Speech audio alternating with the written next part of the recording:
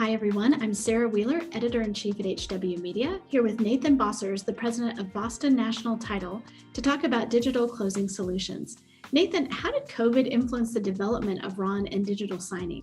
Not enough, quite frankly.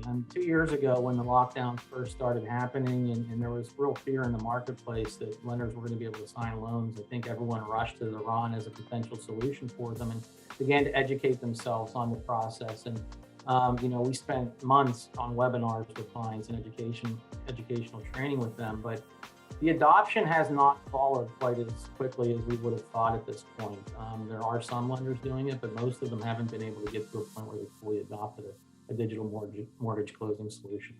There are different options for e-closings, including RON and hybrid, but we want to focus on IPEN. What are some of the benefits of IPEN? Yeah, I think RON and hybrid are good solutions, especially RON as it comes to a digital closing strategy, but I think it's not the only solution that lenders should have in their arsenal.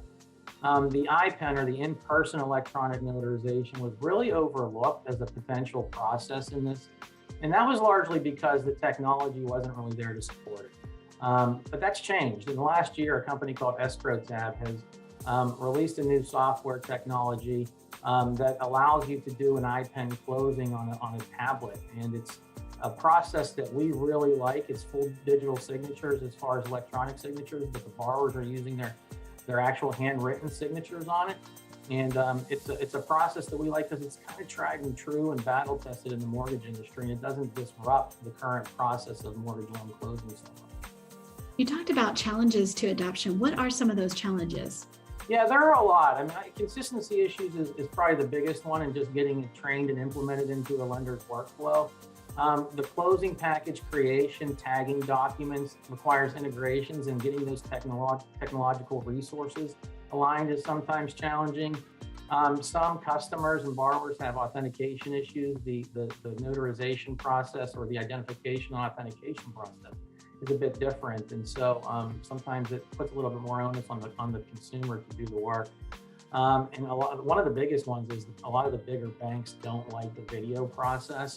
The idea of storing videos and recording their customers in a very private closing ceremony isn't the favorite of banks.